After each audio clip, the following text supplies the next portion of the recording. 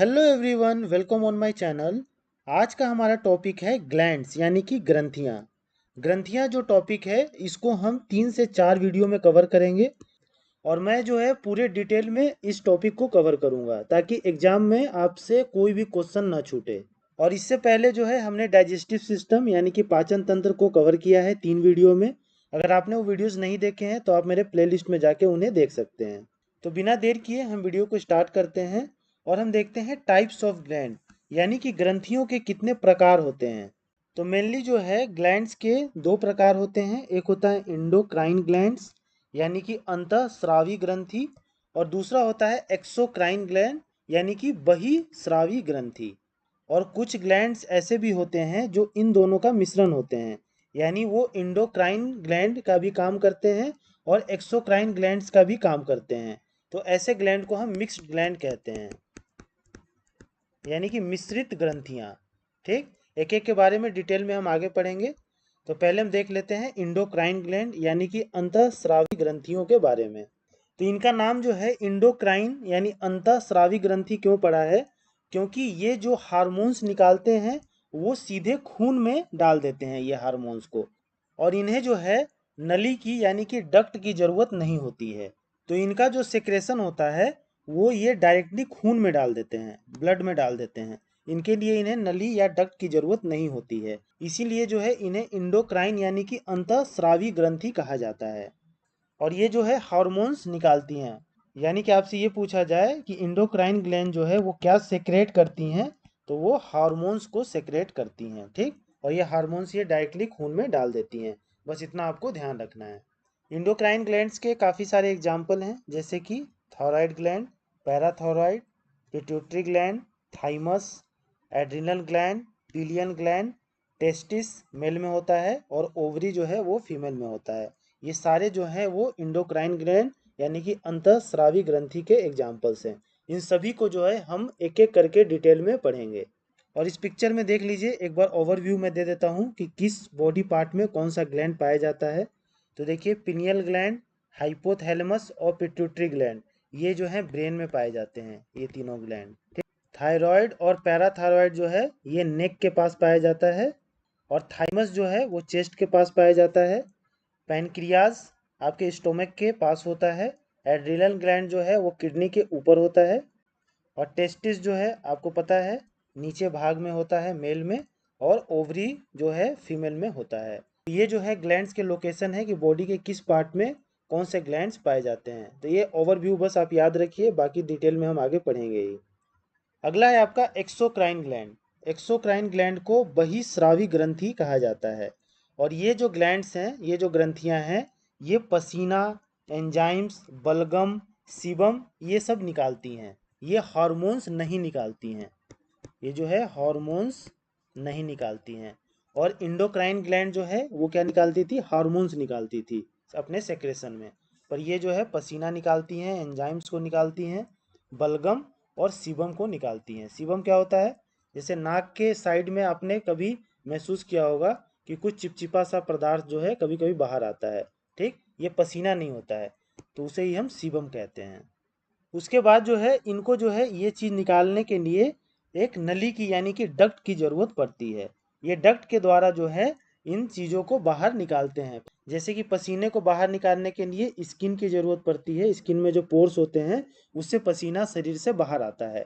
तो इन सब को बाहर निकालने के लिए इन्हें नली और डक्ट की ज़रूरत पड़ती है, और इसीलिए जो है इन्हें डक्टेबल ग्लैंड्स भी कहा जाता है, एक्सोक्राइन ग्लैंड को। तो एग्जाम में क्वेश्चन पूछ सकता है कि कौन से ग्लैंड्स हैं जिन्हें डक्टेबल ग्लैंड भी कहा जाता है। ऑप्शन आपको दे देगा, तो आपको एक्सोक्राइन ग्लैंड टिक करना है। इसके एग्जाम्पल्स हैं लार ग्रंथियां यानी सैलिवरी ग्लैंड, यकृत यानी आपका लीवर, त्वचा स्किन, पेट स्टोमक, और अग्नाशय यानी पैनक्रियाज, और आंत यानी कि इंटेस्टाइन। ये सब जो है एक्सोक्राइन ग्लैंड के एग्जाम्पल्स हैं। इस पिक्चर में देखिए, जो आइज है आपका ये क्या निकालता है, टीयर्स निकालता है। माउथ जो है आपका सलाइवा, स्किन जो है स्वेट और सीबम दोनों निकालता है। स्टोमक जो है आपका इंजाइम्स निकालता है। डाइजेस्टिव सिस्टम में हमने पढ़ा कि कौन कौन से एंजाइम्स स्टोमक जो है निकालता है। ब्रेस्ट जो होता है फीमेल में, उससे मिल्क निकलता है। लीवर से बाइल जूस निकलता है, यह भी हमने डाइजेस्टिव सिस्टम में कवर किया है पूरे डिटेल में। और पैनक्रियाज से पैनक्रियाटिक जूस यानी अग्नाशय रस निकलता है, और पैनक्रियाज हार्मोन्स भी रिलीज करता है। तो मैंने आपको बताया कि कुछ ऐसे ग्लैंड होते हैं जो एंडोक्राइन और एक्सोक्राइन दोनों का काम करते हैं, जिसे हम मिश्रित ग्रंथियां या मिक्स्ड ग्लैंड कहते हैं। तो पैनक्रियाज उनमें से एक है। पैनक्रियाज जो है एंजाइम्स भी निकालता है और ये हार्मोन्स भी रिलीज करता है। उसके बाद जो है इंटेस्टाइन, इंटेस्टाइन म्यूकस जो है वो रिलीज करता है। तो अभी तक हमने ये कवर कर लिया कि ग्लैंड्स जो हैं दो प्रकार के होते हैं, इंडोक्राइन और एक्सोक्राइन। इंडोक्राइन को डक्ट की ज़रूरत नहीं होती है और वो हार्मोन रिलीज करते हैं। एक्सोक्राइन को डक्ट की ज़रूरत होती है और ये पसीना एंजाइम, बलगम और सीबम जो है ये रिलीज करते हैं। अब आगे बढ़ते हैं हम और एक एक ग्लैंड के बारे में हम पढ़ते हैं। तो पहले जो है जो इंडोक्राइन ग्लैंड है उनमें थायराइड ग्लैंड को हम पहले देख लेते हैं। तो ये जो थायराइड ग्लैंड है, थायराइड ग्रंथि, ये कहाँ पे पाया जाता है? अगर आपसे इसका लोकेशन पूछे तो ये एडम्स एप्पल के नीचे और श्वास नली यानी विंड पाइप पर होती है। एडम्स एप्पल किसे कहते हैं? जो आपका कंठ होता है उसमें एक छोटा सा भाग बाहर की ओर निकला रहता है, ठीक ना?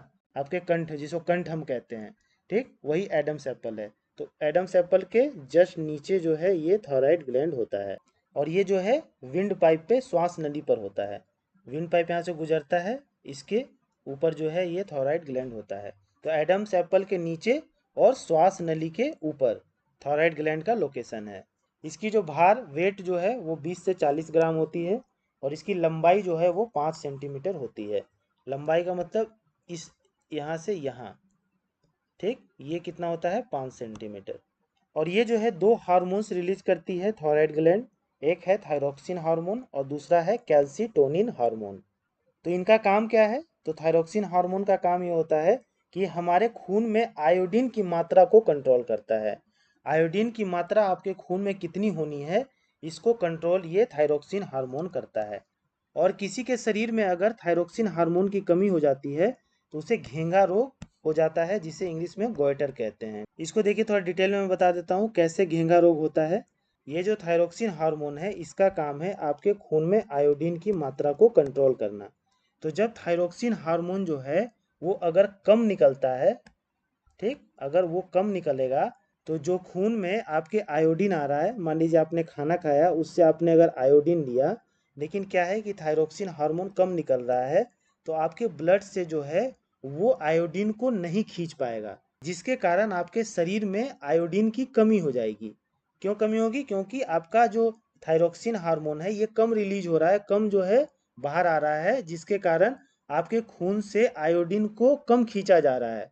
कम खींचने की वजह से शरीर में आपको आयोडीन की कमी हो जाएगी, और आयोडीन की कमी जब होगी तो ये जो ग्लैंड है आयोडीन की खोज में अपने आप को फैलाएगा। खोजेगा ना, जब इसको आयोडीन नहीं मिलेगा तो ये खोजेगा कि अरे भाई कहाँ है आयोडीन, तो ये क्या होगा? फैलेगा। और यही जब फैल जाता है तो उसे हम गोइटर रोग कहते हैं, यानी घेंगा कहते हैं। देखिए घेंगा रोग में इस तरह से आपका गर्दन जो है फूल जाता है। ये कैसे फूलता है? तो आपका जो थायराइड ग्लैंड है वो क्या हो जाता है? आयोडीन को सर्च करता है, आयोडीन की खोज में अपने आप को फैला लेता है वो। आगे बढ़ते हैं हम। थायराइड ग्लैंड जो है एक कैल्सीटोनिन जो हार्मोन है ये भी रिलीज करता है। और कैल्सीटोनिन हार्मोन का काम क्या है? तो ये हमारे खून में कैल्शियम की मात्रा को कंट्रोल करता है, और ये जो है बढ़े हुए कैल्शियम की मात्रा को कम करता है। मान लीजिए कि आपके बॉडी में जो है कैल्शियम की कमी नहीं है, लेकिन किसी ने सजेस्ट आपको किया कि कैल्शियम खा लो तो आपका जो है हड्डी मजबूत हो जाएगा, तो आपने जो है कैल्शियम खाना स्टार्ट कर दिया, कैल्शियम का सप्लीमेंट लेने लगे या कैल्शियम की गोली लेने लगे, तो क्या होगा? कैल्शियम तो आपके शरीर में कमी है नहीं, और ऊपर से आपने कैल्शियम लेना स्टार्ट कर दिया, तो कैल्शियम आपके बॉडी में ज़्यादा हो जाएगा ना। तो ये कैल्सीटोनिन हार्मोन जो है वही कैल्शियम को कम करता है, ठीक, कैल्शियम की बड़ी मात्रा को ये कम करता है। आगे बढ़ते हैं हम, और अब हम देखते हैं पैराथायराइड ग्लैंड। पैराथायराइड ग्लैंड जो है थायराइड ग्लैंड के दोनों तरफ होते हैं, ये देखिए पिक्चर में। और ये जो है संख्या में 4 होते हैं। अगर पेयर में आपसे पूछे तो 2 होते हैं। एग्जाम में बच्चे जो है गलती करके आ जाते हैं, पेयर पूछते हैं तो भी वो 4 लगा के आ जाते हैं। नहीं, पेयर में ये 2 होते हैं और संख्या में ये 4 होते हैं, ये ध्यान रखिएगा। और ये जो पैराथायरॉयड ग्लैंड है ये कौन सा हार्मोन्स रिलीज करता है, तो उसका नाम है पैराथायरॉक्सिन। पैराथायरॉक्सिन जो है हार्मोन ये रिलीज करता है पैराथायरॉयड ग्लैंड, और इसका काम है कि आपके शरीर में कैल्शियम की जो कमी है उसको ये बढ़ाता है, कैल्शियम की कमी को ये बढ़ाता है, और आपके शरीर में जो कैल्शियम की कमी है उसको ये मेंटेन करेगा। तो देखिए पैराथायरॉयड ग्लैंड क्या करता है कि कैल्शियम के लेवल को बढ़ाता है, कम को ज़्यादा करता है, ठीक।